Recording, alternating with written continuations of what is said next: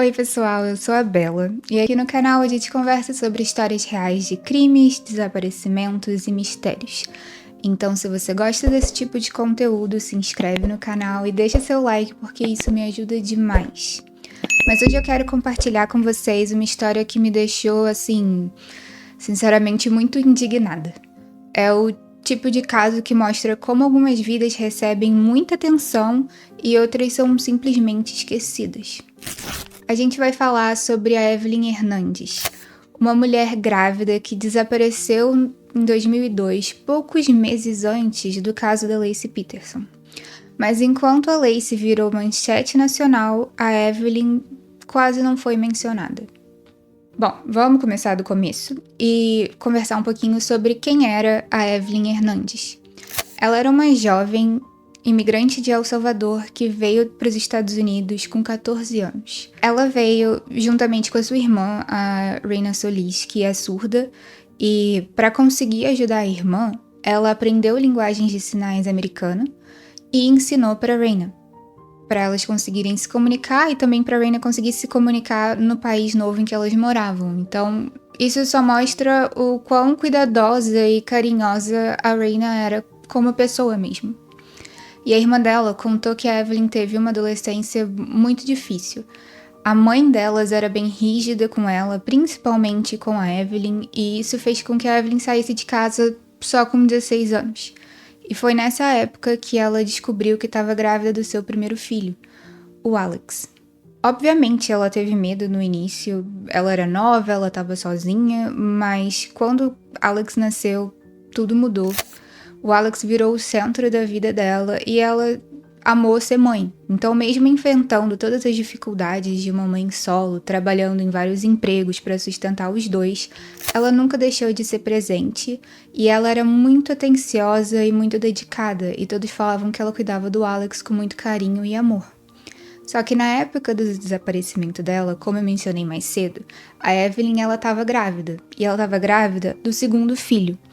E antes dela desaparecer, faltavam apenas 5 dias para o nascimento do novo bebê. Então ela e a irmã estavam organizando um chá de bebê. O chá de bebê da Evelyn foi organizado pela própria Reina, mas no dia a Evelyn não apareceu. A família até achou que talvez ela tivesse entrado em trabalho de parto e ido direto para o hospital, sem ter tempo para avisar ninguém. Então a irmã dela foi visitando vários hospitais ali da região, procurando por alguém, e encontrou uma mulher que realmente estava internada no hospital, que tinha o mesmo sobrenome que a irmã dela, mas no final das contas era outra pessoa. E eles continuaram procurando, mas nenhum sinal dela em nenhum hospital. E o pior de tudo, além dela sumir, o seu filho mais velho, o Alex, ele também não estava em nenhum lugar. Então, naquele momento, todo mundo já sabia que alguma coisa estava errada. A última vez que a Evelyn foi vista foi no dia 1º de maio de 2002. Ela buscou o filho na escola, passou num caixa eletrônico e simplesmente desapareceu. Ela tinha falado com seu namorado no dia anterior e com a sua irmã também, acertando os últimos detalhes do chá de bebê, e aparentemente estava tudo certo, ela estava animada, ela estava feliz, mas depois disso, silêncio total. O que eu acho mais estranho nesse caso todo, quer dizer, uma das coisas que eu acho muito estranhas nesse caso todo, é que o namorado da Evelyn, o irmão Aguilera, ele só reportou o desaparecimento da Evelyn uma semana depois. O que é muito estranho, porque a sua namorada desaparece, grávida do seu filho, o outro filho dela desaparece também. É importante dizer aqui que o primeiro filho da Evelyn, o Alex, ele não é da mesma pessoa, né? Então, o bebê que tava pra nascer, ele era do irmão, e o Alex era de outro pai que também não estava presente na fita. E mesmo com ela perdendo o próprio chá de bebê, ela não estando incomunicável, não estando em nenhum hospital, as pessoas só reportaram o desaparecimento dela uma semana depois. E além desse atraso todo, que na minha concepção é um atraso grande, assim, se a minha irmã sumisse ou se grávida, tipo, no primeiro dia eu já tava ligando pra polícia. Obviamente tem aquela questão de esperar 24 horas antes de você conseguir reportar um adulto como desaparecido, mas eu definitivamente não esperaria 7 dias. Bom, a irmã da Evelyn, a Raina, ela teve uma experiência super frustrante com a polícia, porque ela não conseguia se comunicar muito bem com os policiais por causa da barreira linguística que existia e também da falta de intérpretes de linguagens e sinais. A polícia dos Estados Unidos tem esses intérpretes disponíveis, mas muitas vezes eles são sobrecarregados com a quantidade de trabalho que existe, né? Então, no caso dela, não tinha ali ninguém presente para fazer essa tradução. Então ela teve que mostrar as fotos da Evelyn, do Alex e ficar gesticulando que a irmã estava grávida para os policiais conseguirem entender a gravidade da situação. E mesmo com tudo isso, a primeira coletiva de imprensa só aconteceu 1 mês depois. E nesse meio tempo, qualquer chance de encontrar testemunhas ou pistas mais recentes foi por água abaixo. Segundo os investigadores, parecia que ela ia voltar logo, assim, como se ela tivesse saído só por um instante. Mas então, a 16 quilômetros dali, em South San Francisco, eles encontraram a carteira dela jogada numa sarjeta. Dentro, 2 notas de $20 e um cheque no nome da Evelyn, mas sem sinais de luta, sem vestígios, e aquilo era bem estranho. Por vários motivos, mas o principal é porque aquele local não fazia parte de nenhuma rota do dia a dia da Evelyn, mas era muito próximo de um posto de gasolina famoso por ser um local de recorrência de certas empresas, principalmente de uma empresa de limousine, a empresa que seu namorado, o Herman Aguilera, trabalhava. O Herman, ele parecia o cara perfeito. Ele era super atencioso, trabalhador, era mais velho, só que tinha um pequeno detalhe. Um detalhe que a Evelyn só descobriu depois que tinha engravidado. O Herman era casado. Uma amiga comentou que ela percebeu que a Evelyn estava se afastando da sua família, dos seus amigos, e talvez tenha sido por vergonha, talvez por medo. Ela até chegou a dizer para essa amiga que o Herman era casado, mas esse era um segredo que ela levava com ela com muita vergonha. Ela já tinha sido abandonada antes, o pai do Alex ele não dava nenhum suporte, então a Evelyn avisou que exigiria pensão do irmão. E eu não sei vocês, mas o fato do cara ter uma família e engravidar a amante que não sabia que ele era casado já faz dele, pra mim, o maior suspeito. O irmão ele colaborou com a polícia no começo, dizendo que no dia do desaparecimento ele estava trabalhando com a limousine e a esposa dele confirmou. Ela disse que realmente ele chegou em casa, os dois assistiram TV e foram dormir.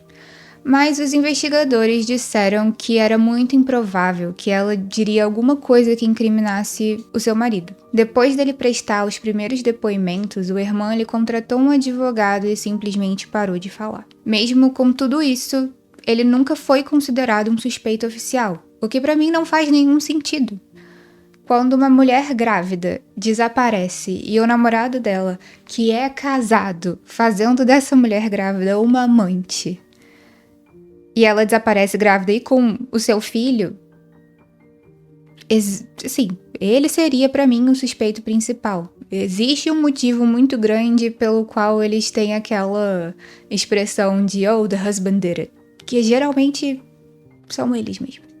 Em agosto daquele ano, quase 3 meses depois do desaparecimento dela, o corpo da Evelyn apareceu na baía de São Francisco. Mas era basicamente só o seu torso, porque as mãos, a cabeça, os pés, as pernas não estavam juntos. E também o bebê, que já estava prestes a nascer, não estava lá. Nem o seu filho Alex, de 5 anos.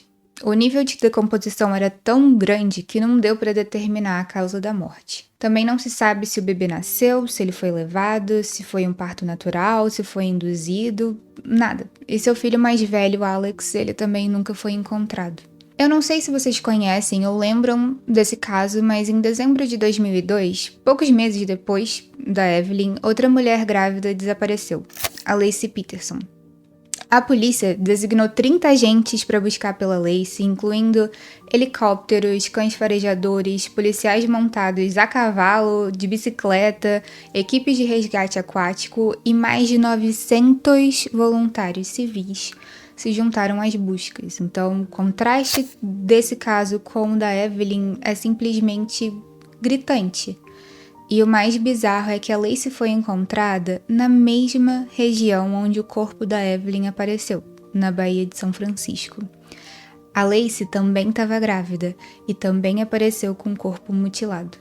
Então, por um momento, surgiu até um medo que pudesse ser um serial killer, porque realmente as semelhanças entre os casos eram muitas. E quando o marido da Lacey, o Scott Peterson, foi acusado do assassinato, o advogado dele tentou usar o caso da Evelyn como argumento de defesa. Ele chegou a pedir acesso aos documentos do caso da investigação, né, alegando que os dois casos podiam estar conectados, mas o pedido foi negado pelo juiz. E enquanto o caso da Lacey dominava as manchetes, a Evelyn mal aparecia nos jornais locais. O San Francisco Chronicle publicou 32 matérias sobre o caso da Lacey Peterson, e 4 deles foram capa. A Evelyn, apenas 4 matérias, e nenhuma delas foi manchete.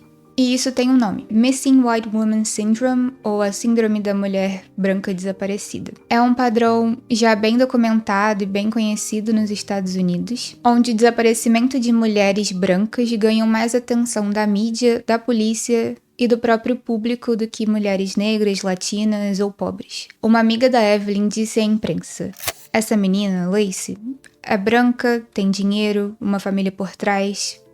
E a Evelyn? Quem se importa?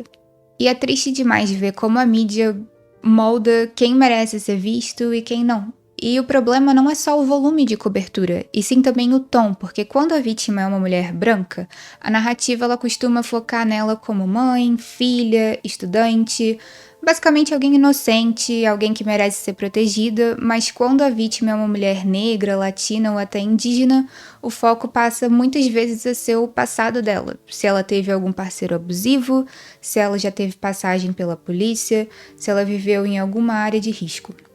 E mesmo entre essas mulheres brancas, existe uma hierarquia. Trabalhadoras sexuais, por exemplo, historicamente não são vistas como vítimas de verdade. A lógica ela é bem cruel. O quanto mais longe você tá do ideal de mãe de família perfeita, menos empatia você recebe. Enquanto 30 policiais procuravam Lacey com recursos de toda a cidade, Evelyn teve atenção só da delegacia de homicídios 1 mês depois do seu desaparecimento. 1 mês. Isso faz muita diferença. Muito provavelmente testemunhas sumiram, pistas se perderam por puro descaso da polícia. E a verdade é que a Evelyn era uma mulher imigrante, mãe solo, que engravidou de um cara casado. Para a imprensa isso não vendia, e para a polícia ela não merecia o esforço de ter seu caso solucionado. E quando a gente tá falando de justiça, a gente não tá falando simplesmente sobre prender um culpado. É também sobre olhar para todas as vítimas com o mesmo valor.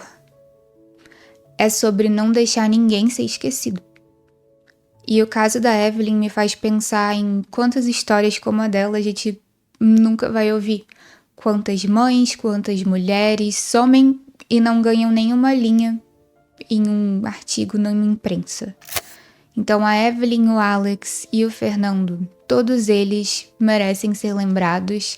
E a gente precisa falar desses nomes, precisa comentar essa história, porque por si só isso já é um ato de justiça. Muito obrigada por assistir até aqui. Se essa história tocou você de alguma forma, compartilhe esse vídeo com alguém que você acha que se interessa pelo caso também. Vamos ajudar a manter vivo o nome da Evelyn. Então, deixe aqui um comentário dizendo o que você achou dessa história, se você já conhecia esse caso e se acredita que ele teria recebido mais atenção se a Evelyn fosse branca e não fosse imigrante. Vocês já conheciam esse conceito da mulher branca desaparecida? E claro, se você gosta desse tipo de conteúdo, se inscreve no canal para não perder os próximos vídeos. Deixa seu like, por favor, porque parece bobagem, mas ajuda muito o canal a alcançar mais pessoas. Então é isso, gente. Até o próximo vídeo e tchau!